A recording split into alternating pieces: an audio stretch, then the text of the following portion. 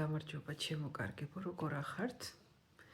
მომენატრეთ და ისევ მოვედი. ეხლა დაიძინა ანაბელმა და მეც ვისვენებ, რო იტყვიან, ვინც დედები ხართ და ესე პატარა ბავშვები გყავთ, ალბათ გამიგებთ, როდესაც ბავშვები იძინებენ, მაშინ გვაქვს ჩვენ დრო, რომ ცოტა განვიმუხტოთ და დაძაბული დღისგან ცოტა განვიტვირთოთ.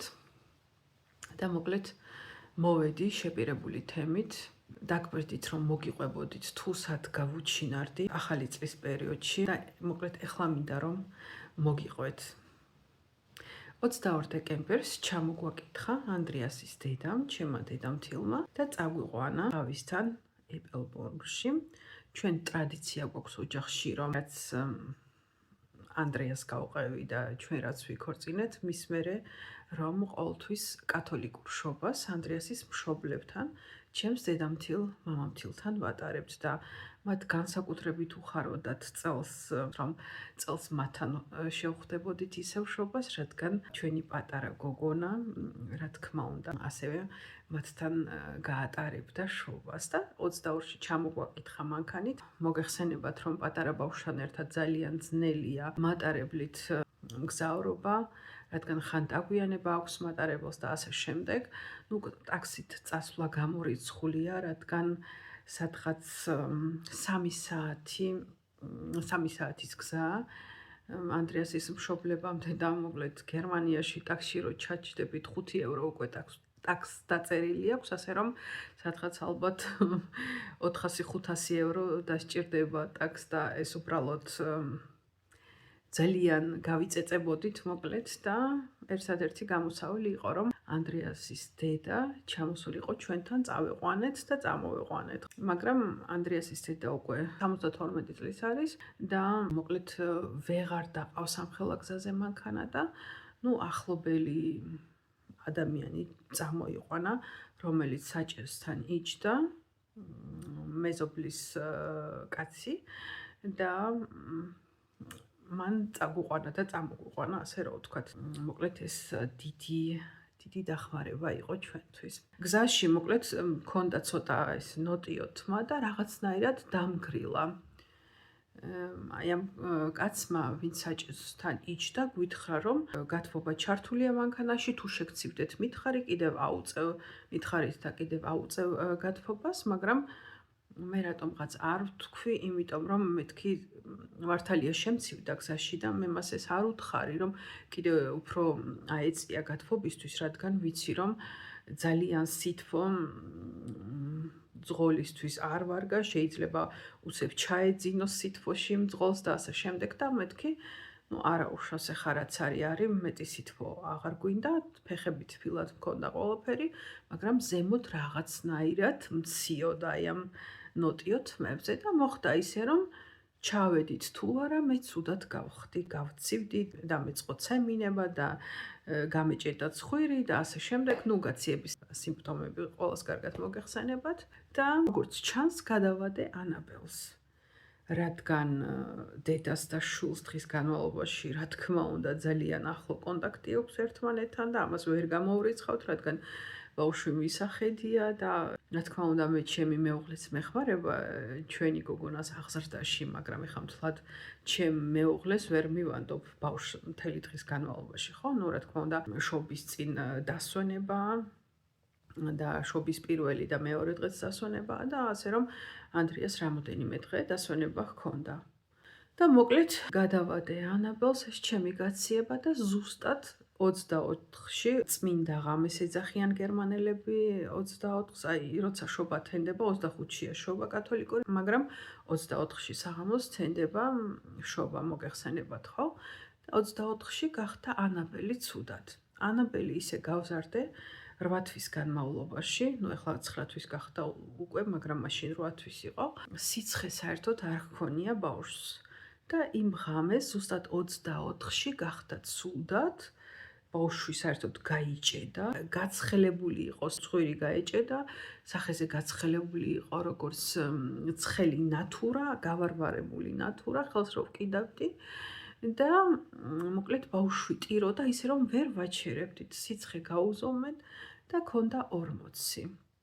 თუ შობის ღამეს მოგეხსენებათ, აქ ყველაფერი დაკეტილია და ყველა ისვენებს და ყველა შობას საკუთარ ოჯახში თავის ახლობლებთან ატარებს და მოკლედ პარაცეტამოლის სანთლები ბავშვისთვის არ ჰქონდა და ჩემი დედამთილი და ანდრეასი უცებ გაემგზავრნენ, წავიდნენ უცებ ნოთ აპოთეკი, ასე ქვია, აქ ასე ეწოდება. ნუ ასეთ დროს არის რამოდენიმე აფთიაქი, რომელსაც მორიგეობა აქვს და თუ ადამიანს ავად გახდა და რაღაცა, ნუ შეგიძლიათ ამ მორიგეობის პერიოდში აფთიაქებს 24 საათის განმავლობაში ღია აქვს, ხო?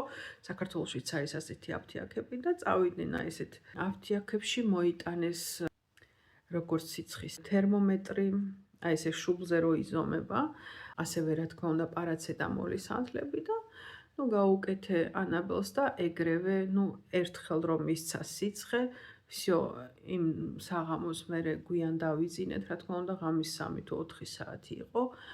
ბავშვი დაწყნარდა, როგორც კი ეს სანთელი გავუკეთე და მეორე დღეს, რა თქმა უნდა, ეხა ყელი ტკიოდა და იმდენად ვერ ყლაპავდა საჭმელს და ძირითადად რძეზე გვყავდა, მაგრამ უკვე მეორე დღეს ბავშვმა თვალებში გამოიხედა და მოკლედ ძალიან ისეთი შობა, კათოლიკური შობა გაგვითენდა, ასე რომ იტყვიან, მე ძალიან შემეშინდა, ბავშვი ვერ ვაჩერებდი, ბავშვი გაუჩერებლივ ტიროდა. ცოტა ჩაეძინებოდა ჩემ ხელში, იმიტომ რომ ანდრეასი და ჩემი დედამთილი წასულები იყვნენ წამლის მოსატანად და ჩემთან ხელში ჩაეძინა ანაბელს, წითელი იყო ნათურასავით გავარვარებული და გაცხელებული. მანამდე ტიროდა, სანამ ეღვიძა და მოკლედ როგორც კი ცოტა ხელი რო დამეხლებოდა ამდენი ბავშვის ტარებით და რაღაცა, ანაბელი საკმაოდ დიდი ბავშვია და საკმაოდ წონაც აქვს, მიუხედავად იმისა, რომ ეხლა სუქან ბავშვს ვერ იტყვით ანაბელზე, მაგრამ საკმაოდ დიდია და რადგან დიდია, წონაც აქვს თავისებურად და მოკლედ კლავი რომ ეთკინებოდა ერთი და მეორეში გადავინაცვლებდი, უკვე ეღვიძებოდა ბავშვს, დასცხებდა ისევ ტკბილს და მოკლედ რა ყოფილა ეს, რომ ბავშვს როცა სიცხე აქვს და ვერ სუნთქავდა ბავშვი, გაჭედილი იყო ცხვირში და მოკლედ ამ ერთმა პარაცეტამოლმა ღმერთის წყალობით გამოიყვანა მდგომარეობიდან. ნუ ასეთი კათოლიკური შობა გაგვითენდა, როგორც გითხარით, ჩემ დედამთილ მამამთილთან ზუსტად ერთი კვირა დავყავით და სადღაც თუ არ ვცდები 27-ში ჩამოვედით უკან, ხო? და მაგ პერიოდში უკვე ანაბელს დაწყებული ჰქონდა კბილის პრობლემები უკვე, ღრძილებს ძალიან იქავებდა. აყიდი გვაქვს აი ეს რბილი რეზინის სათამაშოები და ვუხარშავ რომ სპეციალურად ბავშვმა პირში ჩაიდოს და ღრძილები მოიქაოს და მოკლედ შემდეგ დაეწყო ბავშვი. ნუ ეხა იქ ისეთი სიტუაცია იყო, ხო, ნამდვილად ვერ დავიწყებდი ეხა ვიდეოს გადაღებებს და რაღაცებს, ამის განწყობაც არ მქონდა. რომ არ დაგიმალოთ და როცა მე განწყობა არ მაქვს, არც ვიღებ ვიდეოს, მე ბევრჯერ გითხარით და კიდევ გავიმეორებ, რომ მე ჩემ არხს არ ვაკეთებ, იმიტომ რომ რაღაც ფულის შემოსავალი მქონდეს და რაღაცა, არამედ მე ამას ვაკეთებ, იმიტომ რომ ქართველ ხალხთან მქონდეს კონტაქტი და თუ რამეში დახმარება შემიძლია, ჩემი გამოცდილებიდან გამომდინარე, ვაზიარებ ჩემს არხზე. და უბრალოდ გაჩვენებთ ჩემს ცხოვრებას, რამდენადაც მინდა და რამდენადაც შესაძლებელია და აქედან გამომდინარე, მე თუ განწყობა არ მაქვს, თავს არ ვაძალებ, რომ დავიკავო კამერა ხელში და რაღაცეებზე გესაუბროთ. არ ვიქნები უბრალოდ მართალი თქვენს წინაშე, მე რო ეს იძულებით გავაკეთო. ასე რომ, შემდეგ კბილების პრობლემა დაიწყო ანაბელს და 5 იანვარს უკვე მოჭრა, ესე რომ ვთქვათ, მახსოვს ბანანს ვაჭმევდი და რაღაცაეთ პირში ჩაუდევი ხელი და უცებ ისე მეტკინა, იმიტომ რომ ისეთი ბასრი იყო და მაშინ მივხვდი, რომ უკვე პირველმა კბილმა ამოჭრა, ღამეები არ ეძინა, ორივე ცოლ-ქმარი ჩვენს ძალიან აფორიაქებული დღეები გქონდა, რაც ჩამოვედით, რაც ანდრეასის მშობლებიდან უკან დაუბრუნდით და მოკლედ აი ამ გაციებას დაერთო კიდევ ეს კბილის პრობლემები და ღამეები არ ეძინა ანაბელს და ჩვენც საკმაოდ ისე ორივე ცოლ-ქმარი რა თქმა უნდა, აღელვებულები ვიყავით, დაღლილები და მოკლედ უბრალოდ განწყობა არ იყო და აქედან გამომდინარე მეც გავუჩინარდი. ნუ ახლა უკვე მიხვდით თუ რატომ დავიკარგე, მე ნუ ახლა იცით თუ რატომაც გავუჩინარდი. კალენდართან დაკავშირებით მე გადაღებული მაქვს ვიდეო და ჩაგისვამთ აუცილებლად და საკმაოდ ვიდეოები მე გადაღებული მაქვს, მაგრამ დასანანია რომ მათი მონტაჟი და აქამდე თქვენამდე მოტანა ვერ მოვახერხე, მაგრამ დრო და დრო ყველაფერს გაჩვენებთ, ასე რომ ასეთი იყო ჩემი ისტორია თუ რატომ გავუჩინარდი. მოდით დღეს აქ დავამთავრებ ამ ვიდეოს, თორემ ძალიან გამიგრძელდება. გისურვებთ მშვიდობიან საღამოს, ყველანი ძალიან მიყვარხართ. თქვენი მაკა დროებით მომდევნო შეხვედრამდე. ნახვამდის.